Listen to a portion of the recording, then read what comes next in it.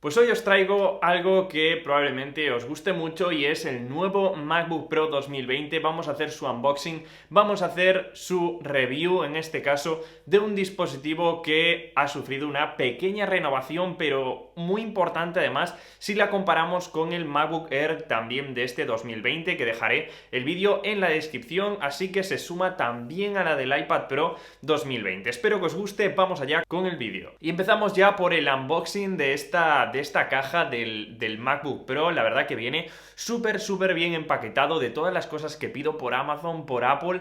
La verdad que siempre las de Apple vienen muy bien empaquetadas y de verdad que hacen un trabajo increíble hasta en este aspecto, ¿no? Una vez abrimos ya la caja, ya nos encontramos con esa caja de plástico que también es súper fácil, no hace falta tijera en ningún momento ni ningún cuchillo, y esto es lo que más me sorprende de todo. Simplemente con todas las herramientas que nos proporciona Apple ya podremos abrir ahí el plastiquito y después la caja. En este caso sí que la caja viene bien sellada, tendremos que ahí hacer un esfuerzo. Estuve ahí como, sin exagerar, 2 minutos intentando abrir la caja, pero bueno, sale sin ninguna dificultad entre comillas, y una vez ya la abrimos ya nos encontramos con el propio MacBook, ¿vale? La verdad que esto lo dejaré un poquito para más tarde. Y lo que también trae en la caja es el libro de instrucciones, que como veis no son las pegatinas de Apple, aparte del libro de instrucciones de los iPhone me refiero, y son de ese color un poquito diferente, un poquito más oscuro, que también podremos pegar en cualquier sitio. Yo nunca las uso, pero bueno,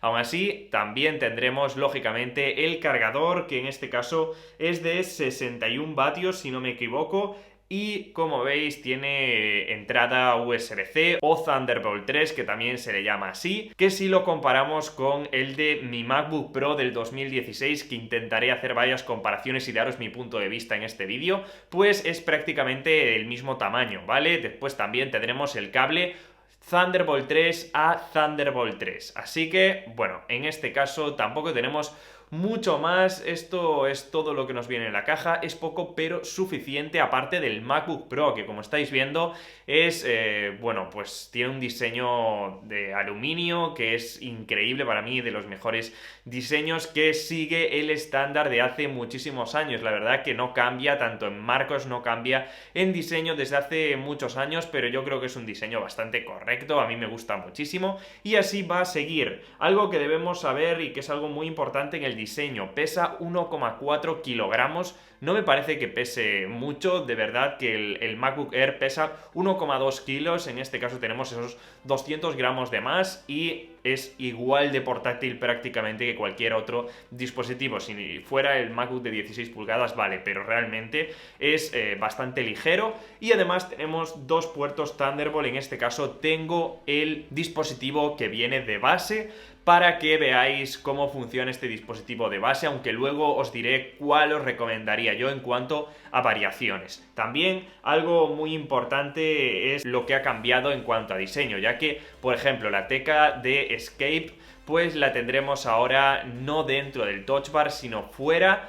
En este caso ya este diseño vino con el MacBook Air 2020 y ahora se implementa también en este MacBook Pro, así como el Touch ID, que viene también más separado que en el de 2016, como yo tenía. El Touch ID viene, ya os digo, un poquito más separado y bueno, para mí un poquito mejor, porque se nos facilita muchísimo a la hora de desbloquear el dispositivo, no está tan junto y no nos confundiremos tanto con Siri, que siempre está ahí al lado de esta tecla. Y luego también la cruz para subir, bajar, izquierda o derecha, también la tenemos de manera diferente, está más separado para así permitir que no nos equivoquemos de tecla, comparado con el MacBook Pro de 2016 que tenía yo, que las teclas están mucho más juntas y bueno, nos confundiremos. El teclado también es algo que cambia totalmente, se abandona el teclado de mariposa, que la verdad que hacía un ruido que es un poquito más ruidoso que este. En este caso tenemos el teclado de tijera y está para quedarse. Otro aspecto fundamental es la Touch Bar. Como ya os decía, el MacBook Air no tiene Touch Bar, este sí tiene Touch Bar y va a ser uno de los aspectos fundamentales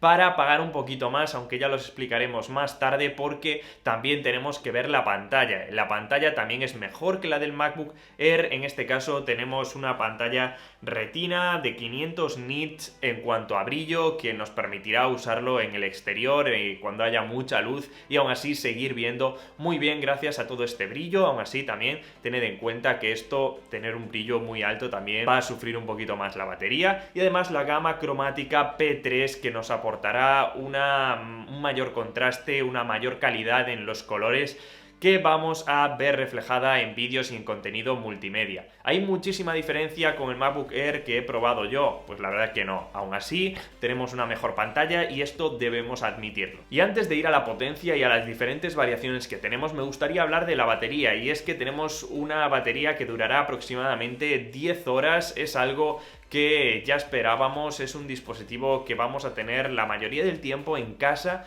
ya que trabajaremos con programas que requieren mucha potencia y que gastarán bastante batería, pero aún así tengo que deciros que 10 horas es, yo creo que bastante suficiente, pero es justo decir que tiene una buena batería, aunque no es una batería muy grande que nos vaya a durar, ya os digo, una jornada laboral sí, pero si queremos ir más allá de esa jornada laboral nos va a costar un poquito más. Y la polémica con este MacBook Pro es en cuanto a la potencia, porque nos viene con un Intel i5 de base de 8ª generación, y no tenemos que confundir este chip de Intel con el del MacBook Air, ya que la gama de este tipo de procesadores es la gama U, la serie U de Intel, mientras que lo de los MacBook Air es la serie i. En este caso son más potentes, aunque un poquito menos eficientes en cuanto a batería, y tenemos que decir que sí que la diferencia que tenemos es que los del Air son de 10ª generación, y en este caso los del MacBook Pro no son de 10ª generación, sino de 8ª generación. Y hay una teoría que he visto en un vídeo que os dejaré también en la descripción como fuente, de David Lee, si no me equivoco, y es que realmente Apple no ha querido insertar los procesadores de 10ª generación de Intel en este dispositivo por un problema de precio, y es que realmente estos de 10ª generación casi iguales en cuanto a potencia de CPU, con un 8% peores en este caso, pero la principal diferencia con los de 10ª generación era en cuanto a GPU, ya que eran muchísimo mejores los de 10ª generación, y como es algo que no iba a utilizar tanta gente y sí que era muchísimo más caro, lo que ha decidido Apple ha sido reemplazar lo que sería ese chip de 10ª generación por ampliar el almacenamiento SSD, que a partir de ahora estos MacBook Pro pues saldrán con 256 GB de almacenamiento SSD en vez de 128. Duplicó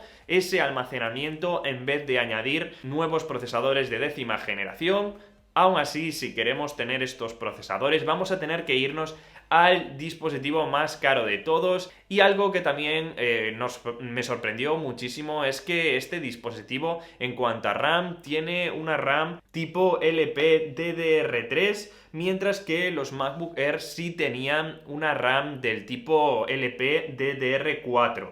En este caso, Apple, ha decidido tampoco dar un salto en cuanto a RAM. Con la variante más cara del MacBook Pro sí tendremos este tipo de memoria RAM de más alta gama, pero es un problema el que tengamos que elegir pues una variante tan cara para tener este tipo de potencia. Así que en este caso me ha llamado mucho la atención todo esto, las diferentes variantes que hay. Os daré ahora un consejo, pero antes me gustaría hablar del rendimiento en general de este dispositivo. Ya os digo que he comprado la gama base, que creo que es la que la mayoría de gente va a comprar, aunque no la más recomendable, pero os tengo que decir que estuve navegando por la web, estuve escribiendo, también editando en Affinity, que es un programa muy parecido a Photoshop y que está muy optimizado para los MacBook Pro, y os tengo que decir que no he tenido absolutamente ningún problema. El rendimiento ha sido correcto en todo momento, y tengo que deciros que realmente este es un dispositivo para gente profesional, que utilice no solo aplicaciones de ofimática, sino ya aplicaciones